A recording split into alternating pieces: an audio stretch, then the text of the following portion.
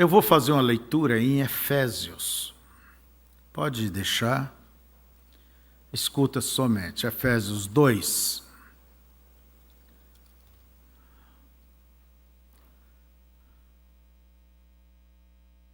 Paulo diz que pela graça sois salvos. A salvação é pela graça.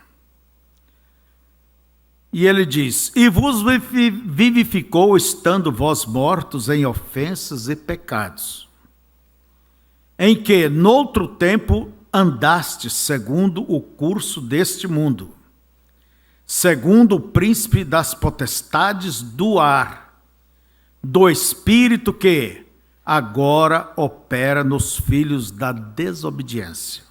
Quer dizer, o diabo está ali. Entre os quais todos nós também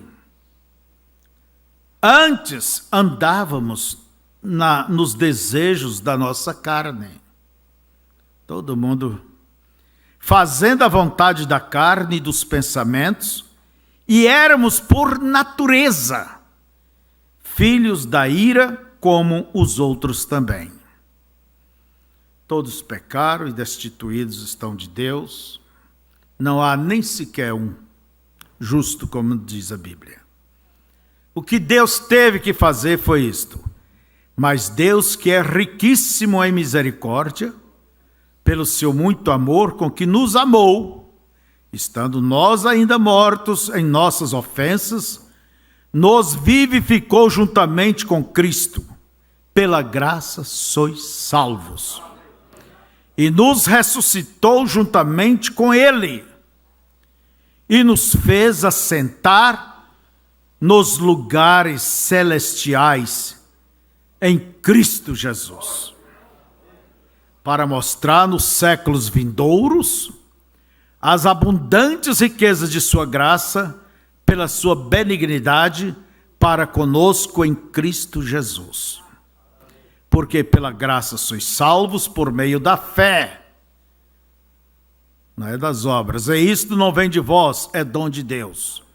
Não vem das obras para que ninguém se glorie. Porque somos feitura sua em Cristo Jesus para as boas obras, as quais Deus preparou para que andássemos nelas. Pai, eu peço que o Senhor possa ajudar a cada um de nós a ver, aprender isto que o Senhor nos fala e guardar, como disse Davi, guardei a tua palavra no meu coração para não pecar contra ti.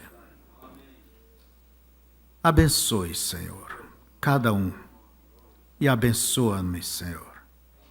E dá-me a capacidade que eu necessito para poder expressar claramente os nossos pensamentos a respeito daquilo que o Senhor nos tem concedido. Em nome de Jesus, amém. Podeis assentar. Toda pessoa que está em pecado, vive em pecado, a Bíblia chama eles como filhos da ira. Deus, ele tem um caráter, ele não se associa ao pecado. O pecado faz separação entre Deus e o homem. E desde o início o homem pecou e a reconciliação veio por Jesus Cristo. Agora, é o que nós éramos. Você, eu, cada um de nós éramos. E o motivo de sermos dominados pelo diabo, filhos da ira, é o pecado. Sempre o pecado foi o problema. Por isso, como eu disse, não adianta querer caramelizar. O que é errado, é errado. Tem que dar nome aos bois.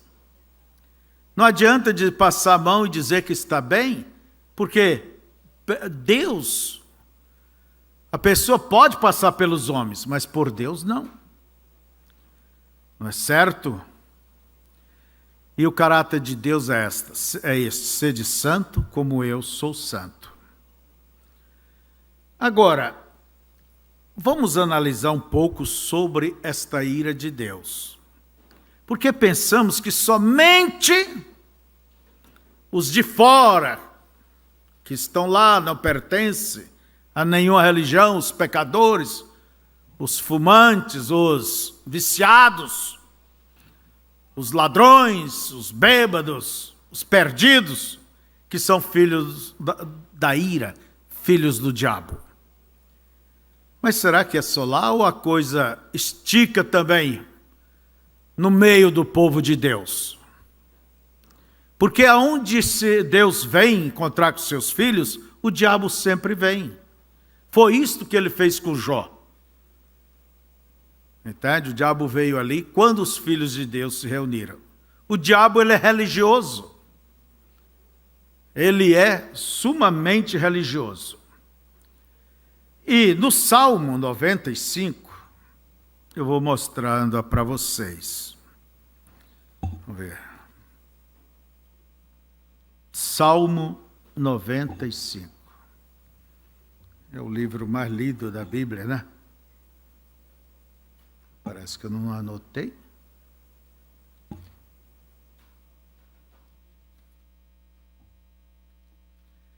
Salmo 95, tenha paciência comigo.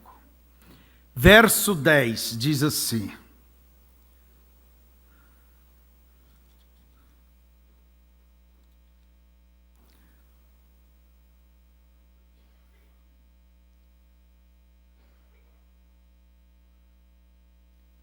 "40 anos estive desgostoso com esta geração." 40 anos, o tempo que Israel esteve no deserto. Desculpa, irmãos, a coisa vai esquentando. Estive desgostoso com esta geração. Por que você já perguntou, por que Deus esteve desgostoso com aquela geração que saiu do Egito e que peregrinaram durante 40 anos no deserto? Aquilo que você não gosta, você deixa para lá. O que eu não gosto, vou deixar de lado. Mas Deus tem uma maneira diferente. Ele suporta. E nós vemos que é porque Deus esteve desgostoso. Quantas vezes houve rebeliões ali? Rebelião é um pecado. Pessoa se levanta contra as normas que Deus estabeleceu. E a rebelião em si é pior do que um pecado, porque ela tem uma origem lá do diabo antes da fundação do mundo. Deixou o seu lugar.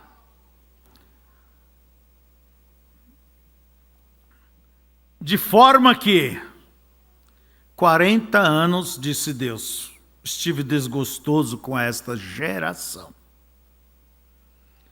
Agora você analisa. Deus desgostoso, mas ali estava o maná.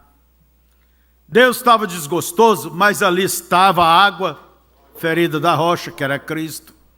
Ali estava o seu profeta. Ali estava a coluna de nuvem e à noite o fogo para aquecê-los do frio do deserto. 40 anos Deus desgostoso, mas nunca acabou as sandálias deles, as vestes nunca envelheceram, rasgaram, apodreceram. E Deus estava triste. Claro que não com todos. Assim também é. Temos que perguntar para nós mesmos. Será que não há algum fator da minha vida, da minha fé, sei lá, que desagrada a Deus? Isto quer dizer que lá dentro de Israel, com todas essas bênçãos,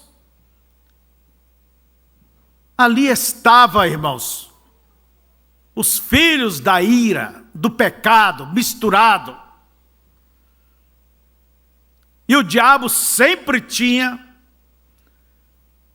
instrumento para mexer, porque a Bíblia nos fala que quando Israel saiu do Egito, um vulgo, um personagem,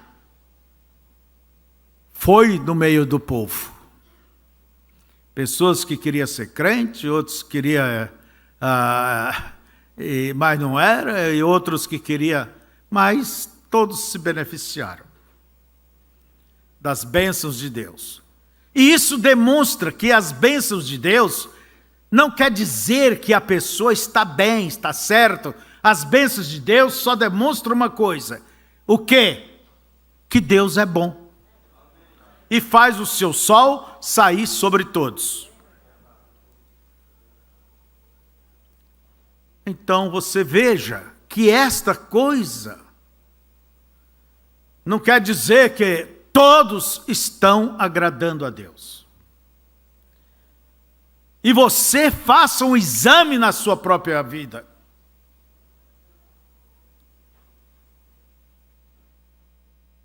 E não queira caramelizar o pecado.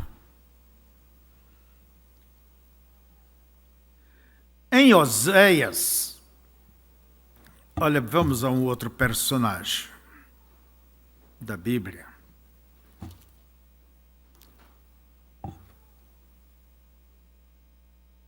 Tenha paciência comigo.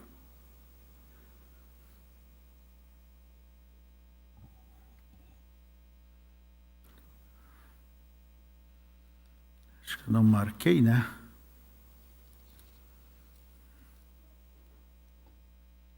Oséias, capítulo 13, verso 11. Olha o que Deus disse. Deite um rei na minha ira e tirei no meu furor.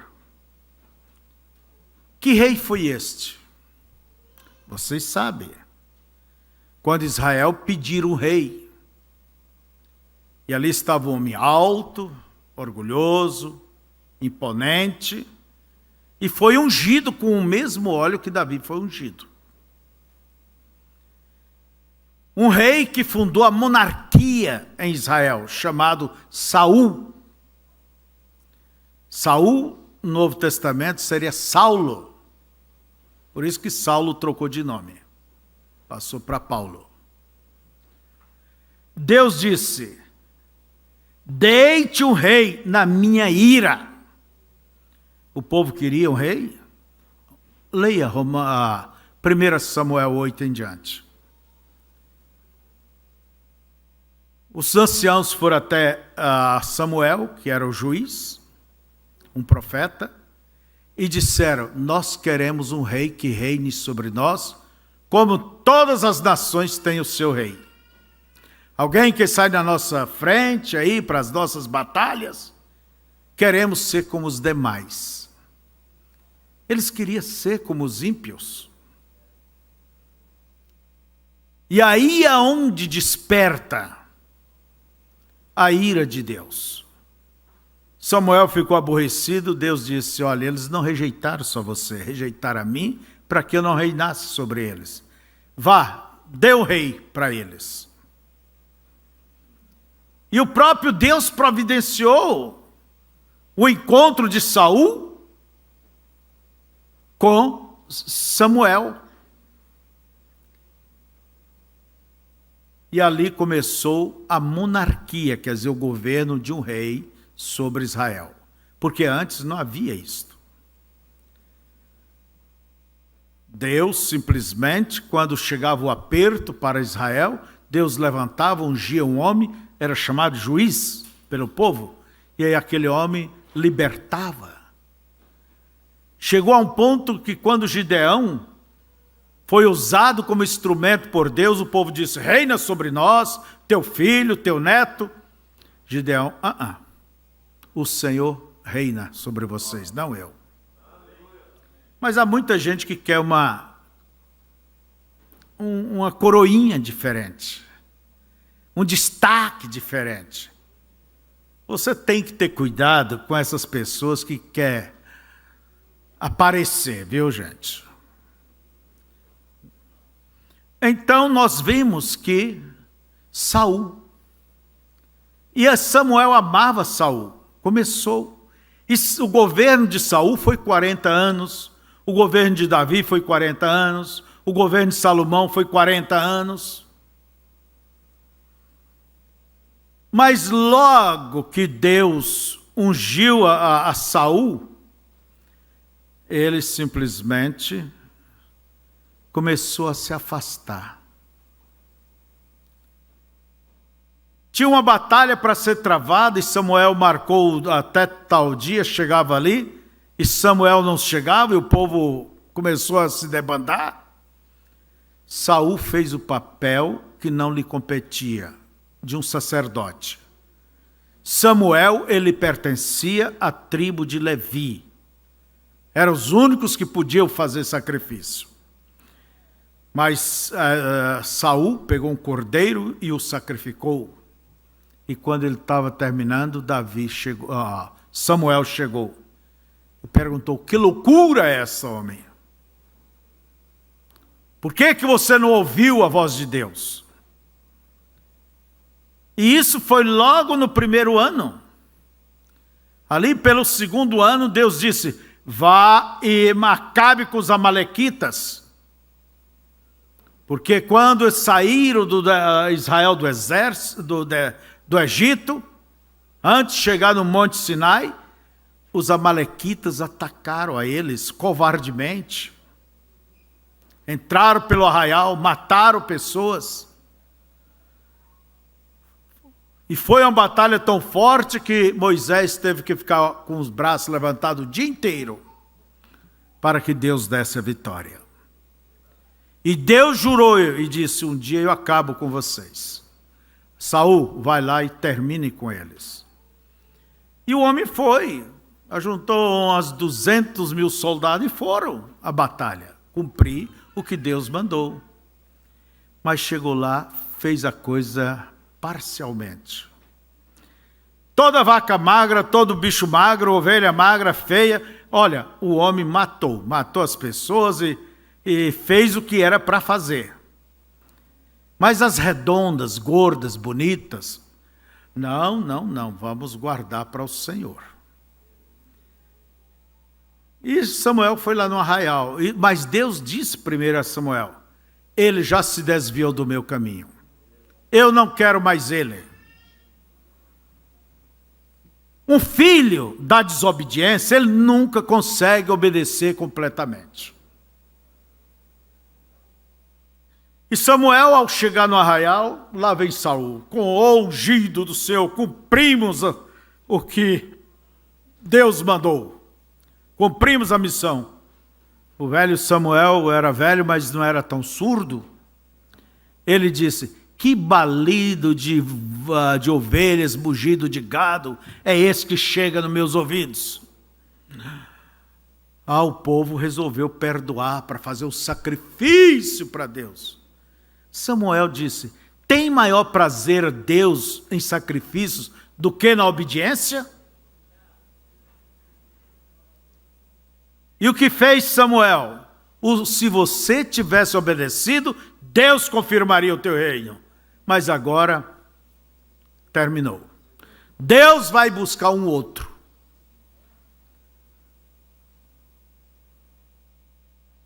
Por isso Davi é tido como homem segundo o coração de Deus. E lá ficou Saul reinando. E Saul era um homem que esforçava por Israel, guerreava, lutava, organizava e fazia o de melhor. Mas lembra, ele era já um rejeitado. Há pessoas que fazem o de melhor e isso, luta, mas será que não é um vaso da ira? Desagradou a Deus, foi rejeitado, rejeitada? Por isso, irmãos, ande com prudência, ande com cuidado, ande certo no que depende de você. E nós vemos que ali estava Saul. E as Escrituras nos dizem, em Atos 13:11, que Deus lhes deu por 40 anos Saul, filho de Quis. Mas a palavra certa é Cis. Então, ao lermos 2 Timóteo, vamos correr, irmãos. Ao lermos 2 Timóteo,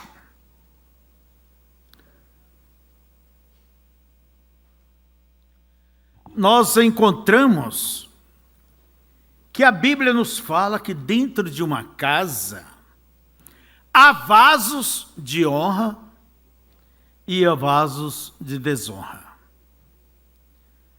Olha o que Paulo disse a Timóteo, capítulo 2, verso 20 e 21. Ora, numa grande casa, não somente há vasos de ouro e de prata, mas também de pau e de barro, uns para a honra, outros, porém, para desonra. De sorte que se alguém se purificar destas coisas, quer dizer, se santificar, sair desse ninho de pecado, será vaso para a honra, santificado e idôneo para quê? Para uso do Senhor e preparado para toda boa obra. Mas se você não se livra do pecado, que tipo de vaso você ocupa no meio do povo de Deus? Quando, na verdade, todo crente tem que procurar ser um vaso de honra. Não vaso de desprezo. Agora, é necessário que haja todos esses tipos de vaso. Por isso o profeta pregou-nos as 3 classes de crentes. É necessário. Irmãos, nem todos que dizem que são de Israel são israelitas. E no mundo cristão, como diz as Escrituras, muitos chamados, poucos escolhidos. Agora compete a você mesmo. Como você toma a mensagem, como você toma a palavra de Deus, com compromisso, com sinceridade, com temor, com humildade.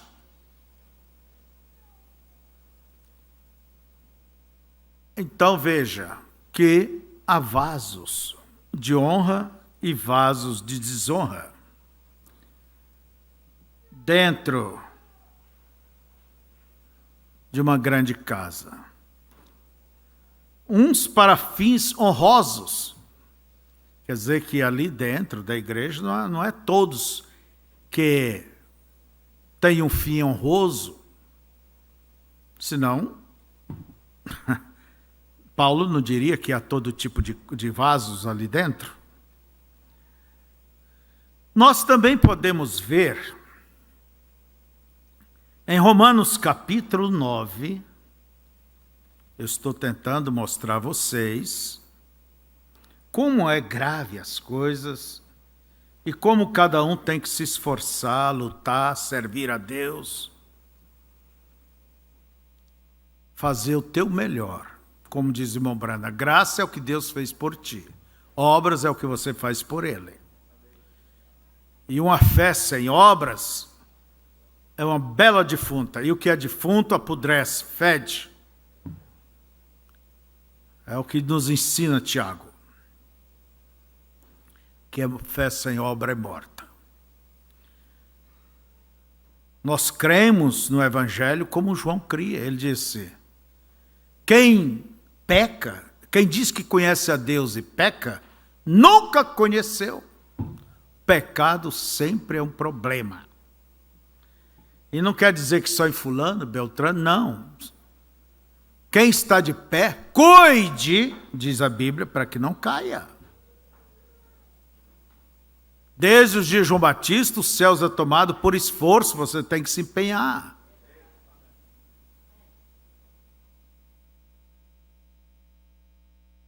E os que se esforçam, chega lá. Agora aqueles que deixam a água do pecado, a lama, levar, entende? A internet está cheia disso. Amizades, entende? Crentes aí com seus golinhos, seus drinks, seus joguinhos, seus baralhos.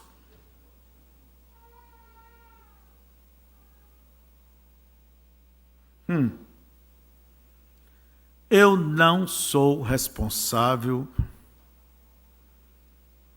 pelo arrebatamento de ninguém.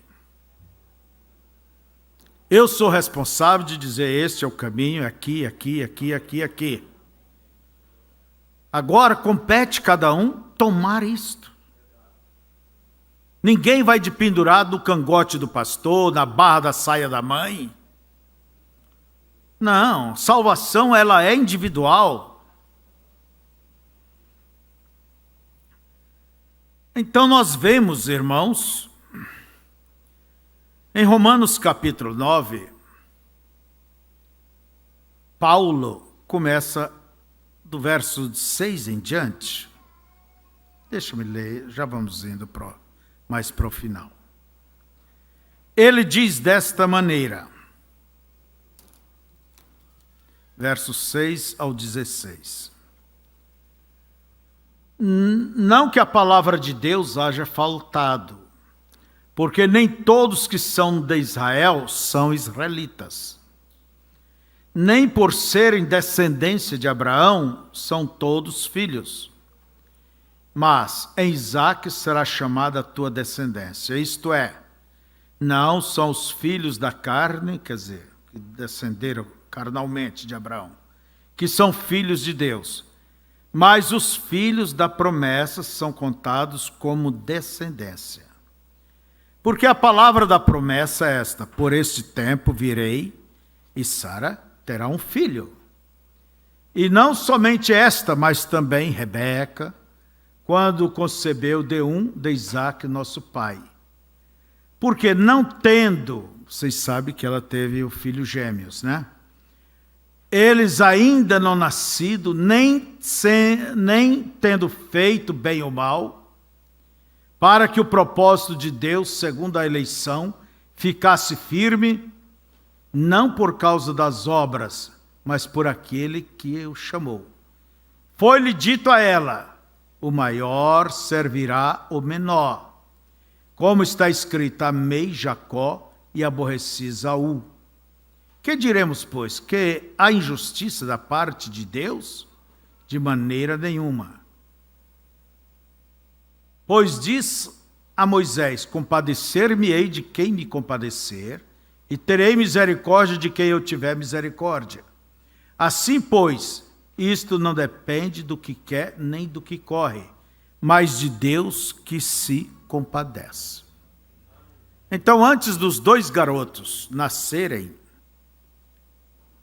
e o irmão Branham diz que aquilo é um tipo. Todo avivamento produz gêmeos.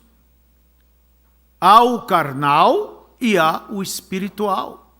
Vem do mesmo ventre, já vem brigando. Já vem lutando. E Deus, pela seu pré-conhecimento de quem era quem, ele disse, amei um e aborreci o outro.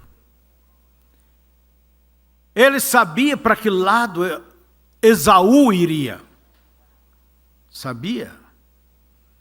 Apesar dele nascer com o direito de primogenitura, de herdar tudo, de ser o sacerdote daquela tribo, como um sacerdote, chefe sacerdote, ele já nasceu privilegiado, mas ele não dava importância.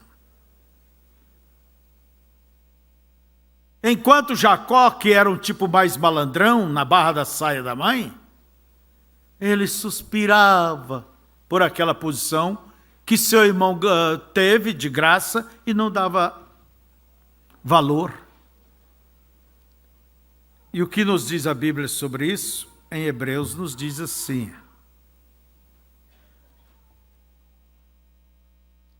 Vamos ver se eu acho.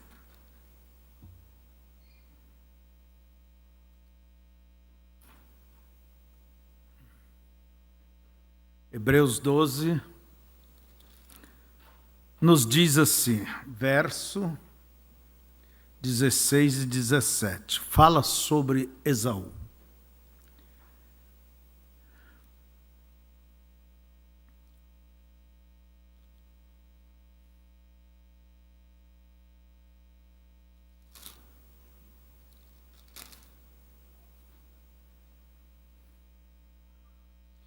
E ninguém seja fornicário, verso 16, ou profano como Esaú.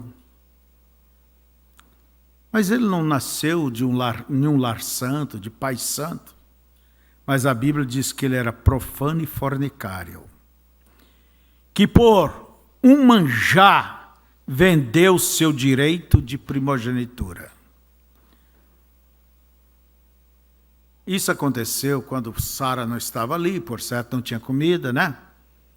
E Saul era o homem que agradava o pai dele, caçava e vivia mais no campo, enquanto Jacó vivia ali ao redor da tenda. E Jacó chegou a hora da comida, ele foi lá, achou umas lentilhas, um feijãozinho miúdo, um vermelho, né? E fez um reviradinho. Eu penso que Saul chegou assim, tá cheiroso. Você sabe que é Saul, né? Esaú. Porque a melhor tempero é a fome. Ei, você está fazendo, fez para mim? Só fiz para mim, rapaz. Mas eu estou morrendo de fome, homem. Mas só tem para mim, eu não vou poder dar para ti, não deixaram nada. Mas a coisa estalou na cabeça de Jacó. O bicho era Jacó mesmo, né? Mas eu gostaria disso. O que você quer a troco disso? Jacó disse, olha, eu quero a tua primogenitura. Me parece que Esaú, para mim, ele deu uma gargalhada. Pensei que você ia pedir uma coisa especial, logo o quê? Primogenitura? Se isso para mim não vale nada, eu estou morrendo de fome, o que ela vai me dar vida? Então tá, negócio fechado. Passa para cá o guisado. Não, jura aqui, fecha o negócio perante Deus. E depois ele comeu o guisado, né? E olha o que a Bíblia diz. E ninguém seja fornicador, profano como Esaú, que por um manjar vendeu seu direito de primogenitura. A primogenitura para nós representa o batismo com o Espírito Santo. Porque bem sabeis que, querendo ele ainda, depois herdar a bênção, foi rejeitado, porque não achou lugar de arrependimento. Ainda que com lágrimas o buscou. Às vezes há coisas que se faz que não tem retorno. Pode chorar, pode lamentar, cruzar a linha da misericórdia. Agora, quem era Esaú? Que grandes predicados tinha ele, né? Filho primogênito. Agora, a igreja é composta na representação desses dois filhos. Filho da carne e o filho espiritual. Por mais que ele vivesse junto ao seu pai, para Deus, ele não deixava de ser um renegado. Então, irmãos, nós temos que perder essa visão de que todos da igreja são da noiva, são santinhos, são bonitinhos, são cheirosinhos. Não. Não vamos julgar quem quer que seja, mas cada um se julga diante daquilo que você ouve. Filhos da ira.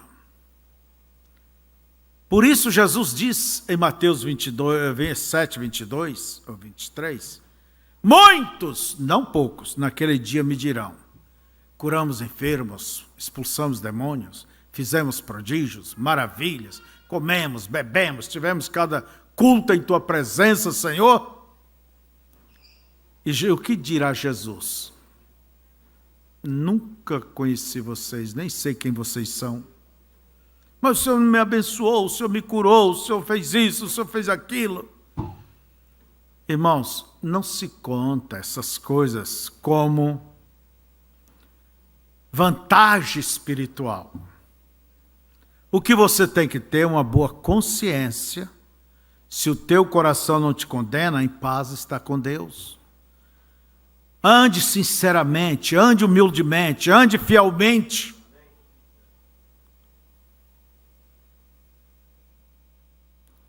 O arrebatamento irá mostrar quem agrada a Deus e quem não agrada. Quem agradou e quem não agrada. É o arrebatamento. Não é certo? A Bíblia também nos diz em Romanos 9, nos fala sobre Faraó.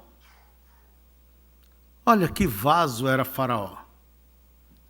Vou ter que adiantar rapidinho, né? A partir do verso 17. Deus diz, as Escrituras diz a Faraó, para isto mesmo te levantei, para em ti mostrar o meu poder e para que o meu nome seja anunciado em toda a terra. Por que Deus endureceu o coração de Faraó? E o próprio Deus avisou Moisés, ele não vai deixar ir. Eu mesmo vou endurecer o coração dele. Porque era o filho da ira. Mas ele seria um instrumento para que Deus operasse aqueles sinais e prodígios na terra do Egito.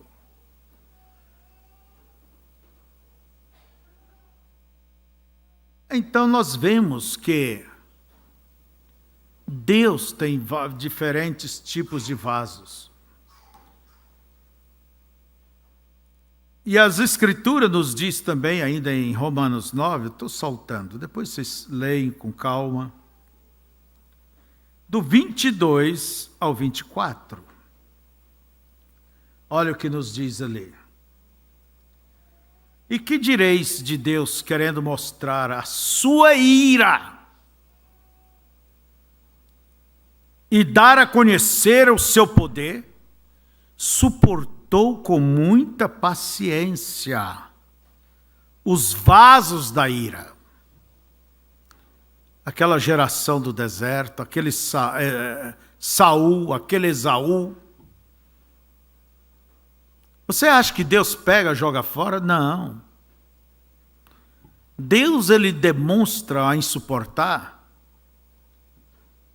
a sua bondade, a sua longanimidade, a sua paciência.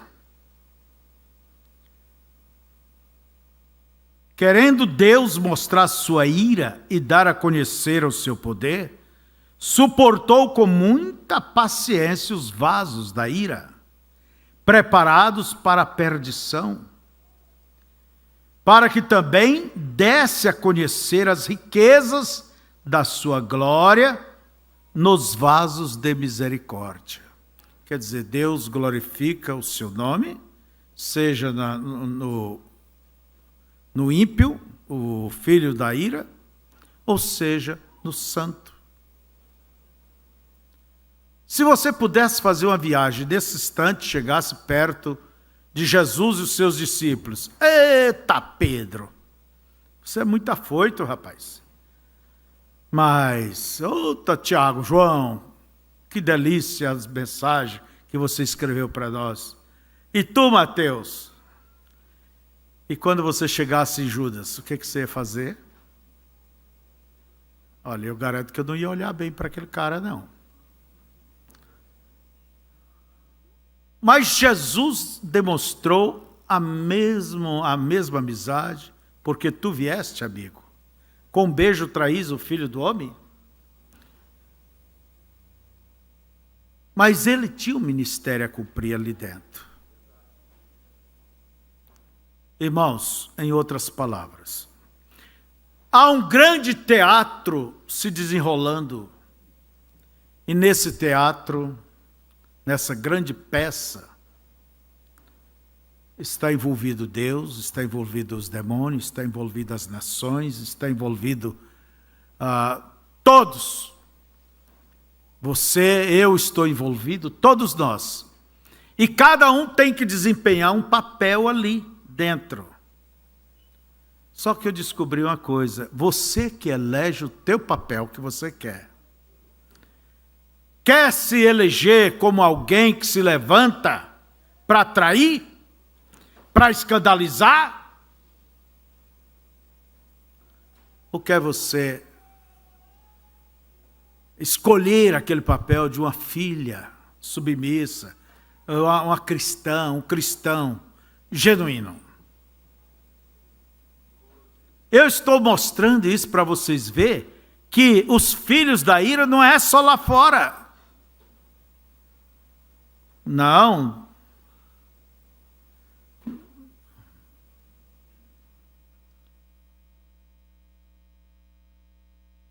Os quais somos nós que também chamou, não só dentre os judeus, mas também de entre os gentios. O que ele diz? Vasos que somos vasos de sua misericórdia. Que maravilhoso é isso, né? Então, vamos observar isso, que não se engane, muitas vezes eu já disse, não se engane com bênçãos. Irmão Branham nos ensina que as bênçãos, o céu anil, azulzinho, bonitinho, tudo sereno e bom, não quer dizer que é aprovação de Deus. Está tudo aí paz. E nem também a tempestade rugindo, problemas e coisas supitando por todo lado, não quer dizer que é a desaprovação de Deus. Então não devemos nos enganar com bênçãos ou com problemas. E nem também com dons. Certa vez eu vos preguei há muitos anos, não seja enganado pelos dons. E lembre vocês que o ministério, ele é um dom. Como o dom de cura, o dom de revelação, o dom de discernimento. Quer ver? Efésios 4:11. Deus deu, olha o dom, uns para pastores, evangelistas, profetas. E aquele ministério vai atuar, vai desenvolver. Não importa, irmão. Desculpa essa expressão. Um homem pode sair, aquele ministro sair de um hotel e ir direto para o púlpito. E funciona. É o ministério. Mas o homem mesmo em si está arrasado perante os olhos de Deus. Pecado é pecado. E quem peca não conhece a Deus. Leia a primeira carta de João, com calma. Então, irmãos, esforce. Eu penso que nós estamos... eu creio que nós estamos vivendo os últimos momentos. Qualquer hora Deus chega e põe o ponto final nessa luta, nessa vida aqui, e diz, chegou a hora, vamos embora.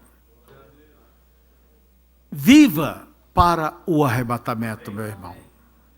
Viva para o arrebatamento, minha irmã. Se teus pais não querem viver, viva você. Se teus filhos não querem, viva você.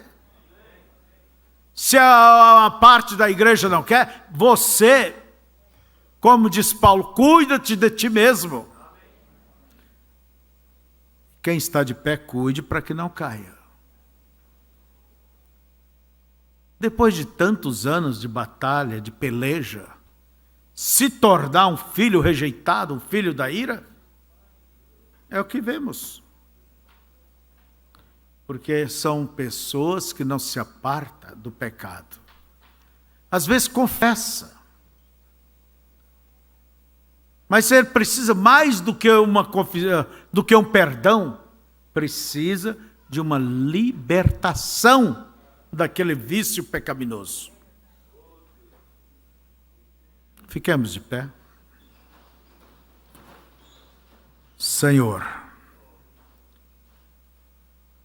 eu peço somente que o Senhor tome essas palavras gaguejadas e que o Senhor esclareça no coração de cada irmão e que cada um possa se sentir feliz por ser filhos de tuas misericórdias, filhos de Deus. Um dia éramos filhos da ira, do pecado, mas o Senhor, pela tua graça, nos alcançou e nos tirou. E agora, depois de tantos anos lutando, quem sabe, alguns aqui, voltar aquelas velhas práticas, não, Pai. Liberta-nos de tudo que não agrada ao Senhor. Nós não pedimos só perdão, pedimos libertação, conversão. Em nome de Jesus, nós te rogamos. Amém.